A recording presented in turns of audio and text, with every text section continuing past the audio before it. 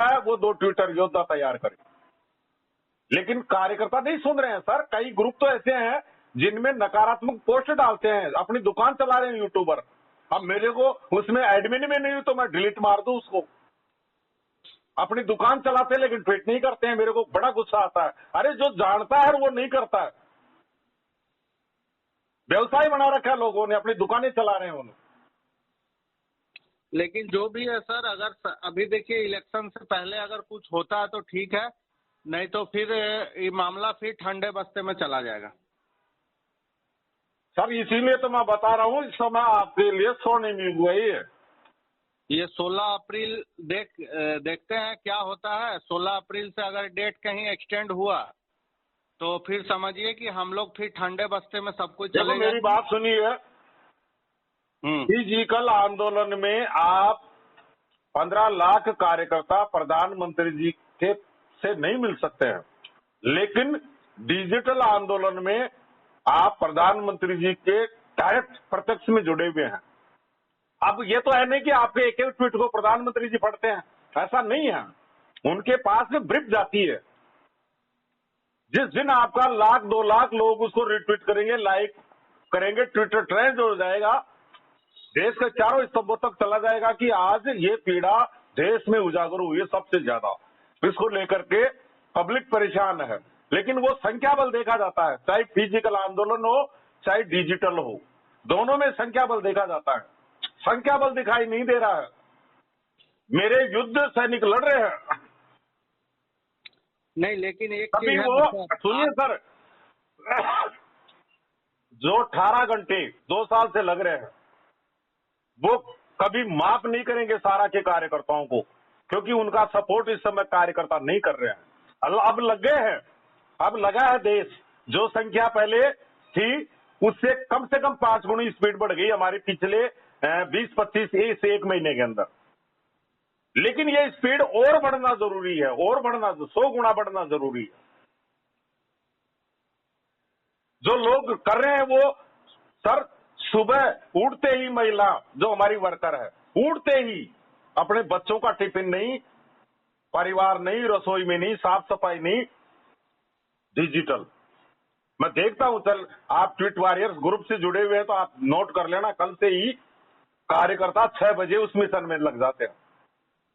जो बहनें लगातार ट्वीट कर रही है 9 से 12, उनकी रसोई का खाना भी बंद है उस समय। जिनके अंदर जज्बा है, मैं बार बार कह रहा हूं, आप लोग मारे जाओगे। गलत सोच रहे हो आप। मैं सर कई वर्ष हो गए मुझे सोए हुए। मैं डेड बॉडी बन चुका पूरी तरह से।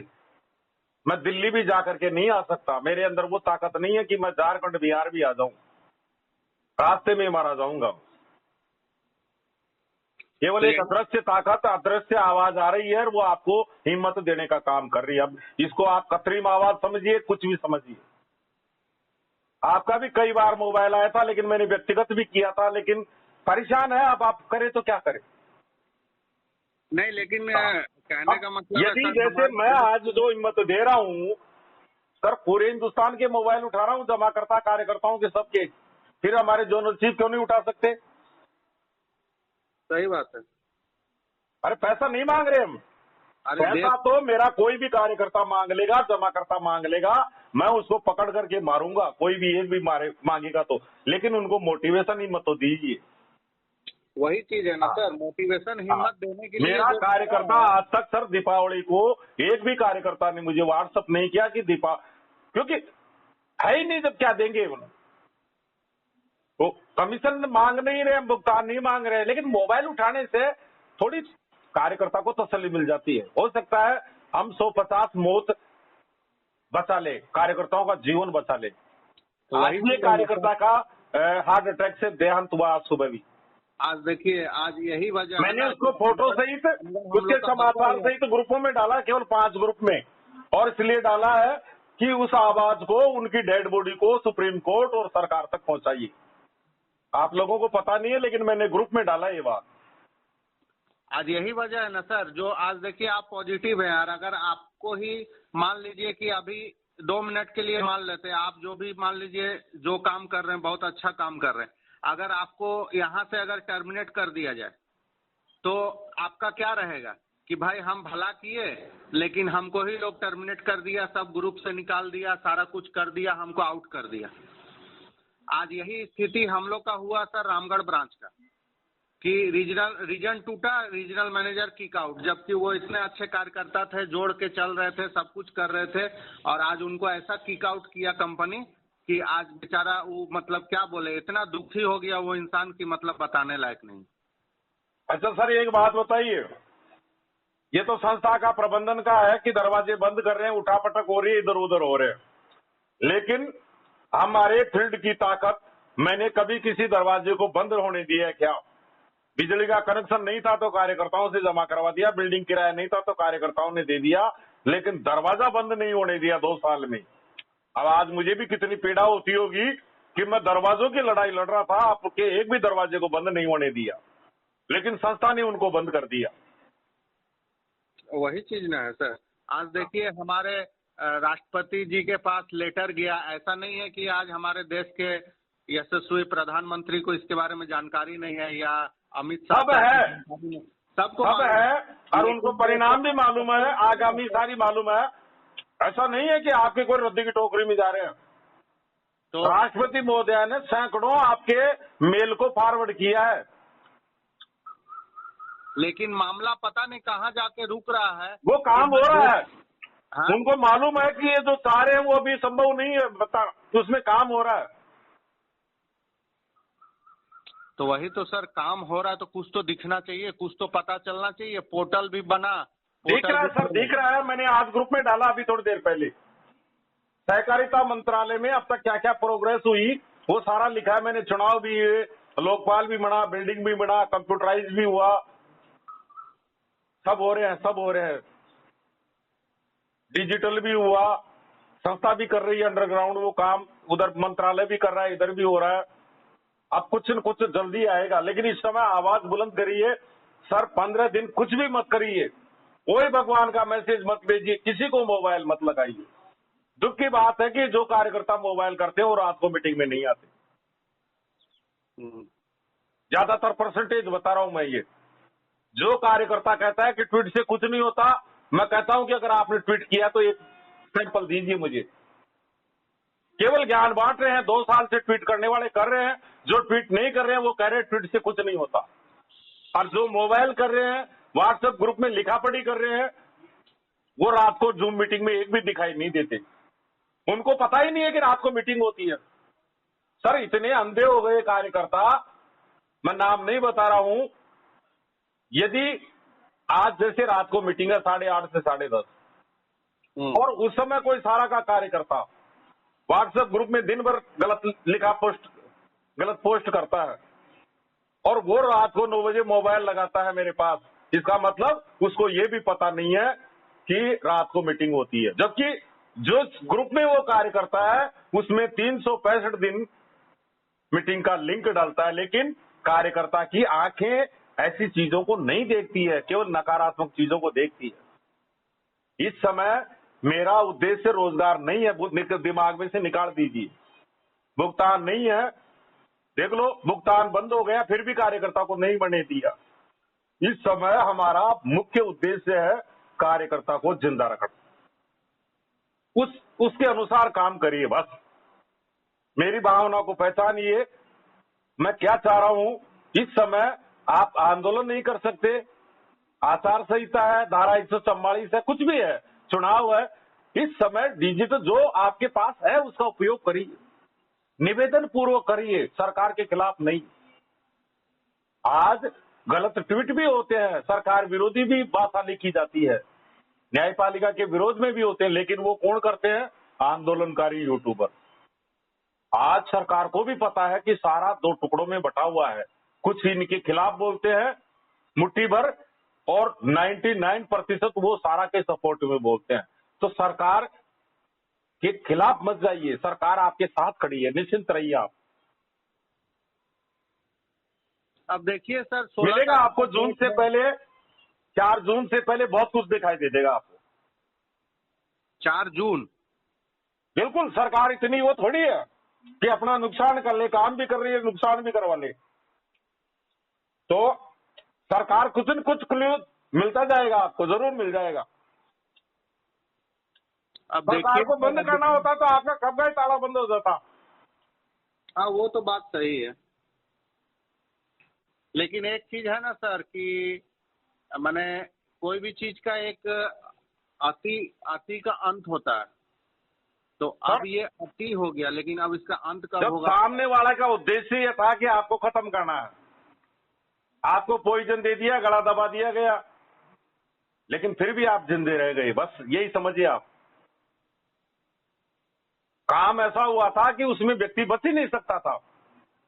चल अचल रोजगार सब बाधित, अर्थात सारा समूह की तबाही, लेकिन फिर भी आप जिंदा रह गए। 20 साल 15 साल जिंदा रह गए आप। अब देखिए, गवर्नमेंट चाह लेना तो वो ये जो एक्सीडेंट हुआ था वो इसीलिए हुआ था आपको खत्म करने का। लड़ाई केवल यही थी, लड़ाई का प्रारंभ इसीलिए हुआ था कि इसको समाप्त करना है। आंखों से ही नहीं देखना चाहते थे सारा परिवार। लेकिन सर हमको एक चीज नहीं समझ में आ रहा, जब मैटर सर्वोच्च न्यायालय में है, सरकार इसमें अगर लग ले तो क्या ये फैसला नहीं आ सकता यस या नो? जब कसाब के लिए रात को 12 बजे सुप्रीम कोर्ट खुल सकती है, तो सहारा का मैटर यहाँ पे 12 लाख कार्यकर्ता और समझिए इतना बड़ा समूह है। एक मुंशी मजिस्ट्रेट बहुत छोटा न्यायिक अधिकारी होता है, लेकिन वहां कलेक्टर जिले का मालिक होता है, वो कुछ नहीं कर सकता। न्यायपालिका स्वतंत्र यूनिट है। अभी नहीं बोलेंगे हम, मैं नहीं बोल सकता, मुझे सब मालूम है। बोलूंगा जब जहां जिसके खिलाफ बोलने की आवश्यकता होगी जरूर बोलेंगे। तो इसमें हस्तक्षेप नहीं कर सकते, कोई भी नहीं कर सकता, लेकिन फिर भी सरकार बीच में कूदी है। आप सोचिए इस बात को। सरकार ने हाथ डाल दिया इसके अंदर, जबकि एक सीजीआई में इतनी बड़ी ताकत होती है कि वो पीएमओ को भी टारगेट कर सकता है। अलग अलग निकाय है, अलग अलग निकाय है। ये हमारे देश की कुछ व्यवस्था खराब है। आज भी देश का एक वर्ग ब्रिटिश इंडिया गवर्नमेंट के कानून का विरोध करता है, जो नेताजी सुभाष चंद्र बोस से जुड़े हुए हैं, क्योंकि ये अंग्रेजों के कानून थे, वही चल रहे आज भी। यहां न्याय नहीं मिल सकता, यहां तारीख पेशी मिलती रहती है। ये शोषण होता रहता, जो की तरह लूटते रहते हैं। मैं खुद केस लड़ रहा हूं, तीसरी पीढ़ी केस लड़ रही है हमारी। बस वकील करते रहो, तारीख लेते रहो, बेंच लेते रहो, कोई प्रॉब्लम नहीं। ये कोर्ट से दूसरे कोर्ट इधर उधर घूमते फिरते हैं, हमारे 3 पीढ़ियां खत्म हो गई। तो न्याय इसमें है ही नहीं है, न्याय के लिए बनाए ही नहीं थे। ये आज हमारे संविधान में, जुडिशरी में बहुत परिवर्तन की आवश्यकता है। प्रधानमंत्री जी करेंगे। अब 75 साल की कहानी को वो 75 दिन में कैसे खत्म करे? समय लगेगा। याद करिए सर, किरण रिजिजू जी को, कानून मंत्री को, आपके पक्ष में जम के बोलते थे, वो यूट्यूबरों के खिलाफ बोलते थे। सही बात है। हाँ, वो जितना बोले थे न्याय व्यवस्था को लेकर के, शायद कोई कानून मंत्री नहीं बोला होगा, लेकिन उनको भी हटा दिया गया। अब हमारे राजस्थान से है अर्जुन जी मेघवाल, वो सख्त थे, एकदम सख्त थे। सैल्यूट करता हूं मैं तो उनको भी लोग साइड कर दिए। हाँ, तो समय लगेगा सर, समय लगेगा। व्यवस्थाएं सुधरने में समय लगेगा। नितिन गडकरी जी हैं भूतल परिवहन राज्य मंत्री, उनसे बढ़िया तो कोई मंत्री भी नहीं है मोदी सरकार में। सही बात है, इसमें कोई दो मत नहीं। और उनका मंत्रालय मेरी नजर में पहला मंत्रालय पूरे देश का। सही और बात। नितिन गडकरी जी एक ईमानदार व्यक्ति भी है और बहुत बड़े व्यवसायी भी है। सही बात है। लेकिन उन्होंने जब पहली बार ज्ञापन दिया था, जब भी उन्होंने यही बताया था कि मैं प्रधानमंत्री जी को समय समय पर ये बातें बता रहता हूं कि बड़े बड़े व्यावसायिक संस्थान खत्म हो जाते हैं जब तक उनको न्याय मिलता है। हाँ, ये बात वो स्टेटमेंट दिए थे वो। हाँ, बड़े बड़े व्यवसाय खत्म हो जाते हैं। ऐसा न्याय कोई काम का नहीं है जब मरने के बाद में न्याय देते हैं। क्या मतलब उस न्याय का? सही बात है। हाँ, वो एक उद्योगपति भी है। हाँ, और वो अच्छी तरह समझते हैं इस बात को और अभी भी दोबारा उनको हमने ज्ञापन दिया।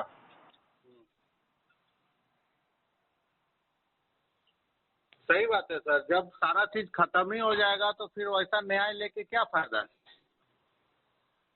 और आज लगभग समझिए कि उसी तरह का हालात बन ही गया है।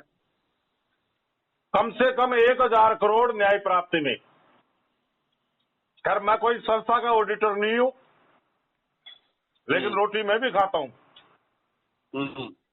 लाखों करोड़ की संस्था को इकोनॉमिक बर्बादी, हजारों कार्यकर्ता मारे गए, लाखों जमाकर्ता भी उनके घर बर्बाद हो गए, पागल हो गए कई परिवार जिनकी पूरी पूंजी है। संस्था के बड़े बड़े डिवीजन धाराशायी हो गए, देश की अर्थव्यवस्था को खत्म कर दिया गया। ये परिणाम हुआ समय रहते न्याय नहीं मिलने के कारण। देश का जीडीपी पे कितना असर आ गया। बिल्कुल बिल्कुल, देश को खत्म किया, सारा को खत्म नहीं किया, देश को खत्म किया। सारा को डैमेज करने का मतलब देश को डैमेज किया।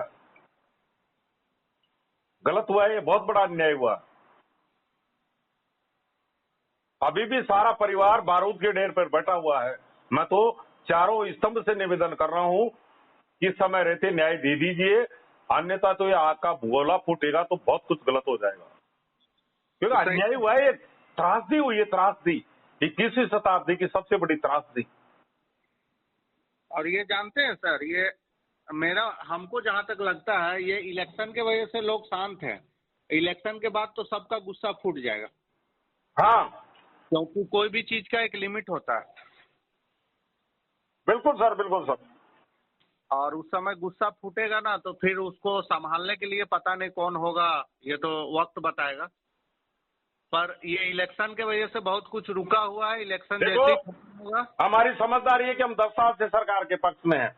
और आज भी मैं व्हाट्सएप ग्रुप में सब जगह आप लोगों को दबाता हूं कि सरकार और न्यायपालिका के खिलाफ नहीं, निवेदन पूर्वक आपकी आवाज को पहुंचाई। मर रहे तो भी आपको मैं रोक रहा हूं।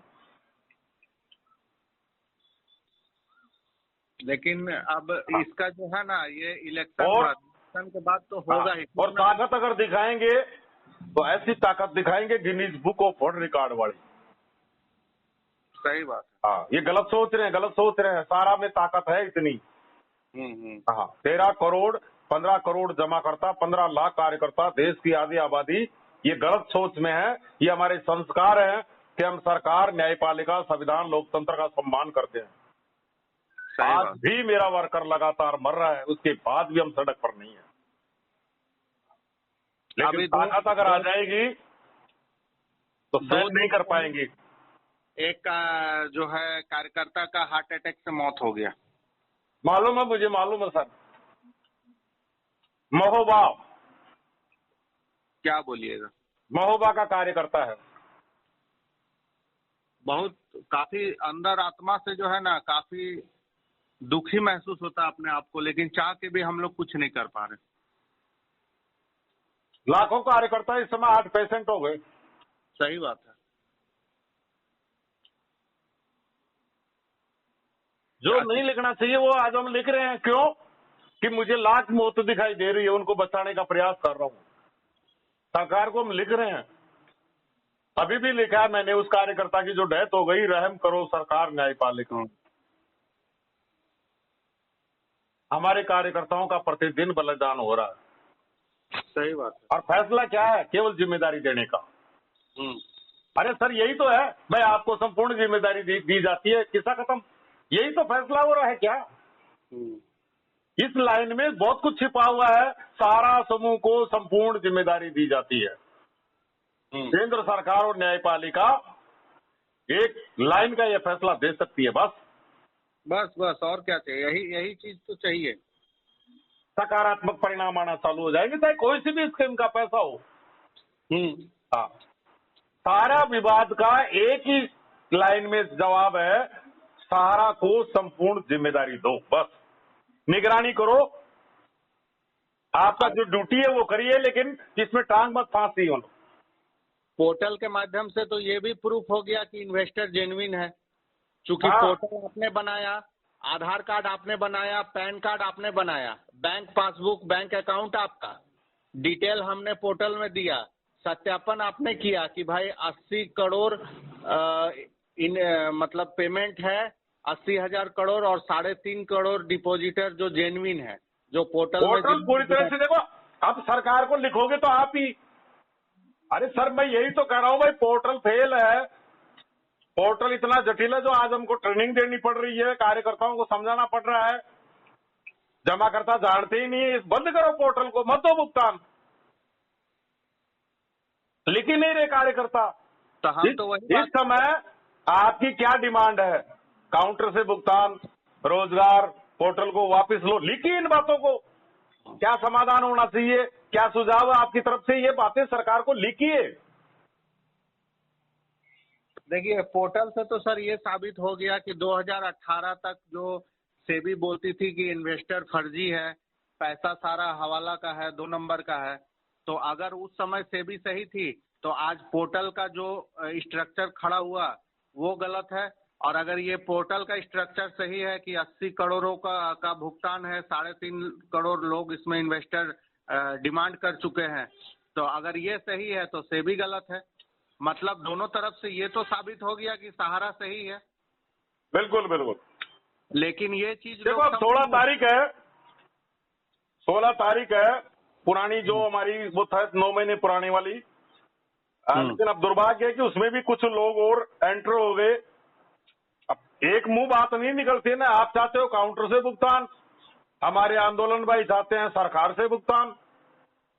रोजगार की उनके पास में कोई बात ही नहीं है, वो संस्था को खत्म करते हैं।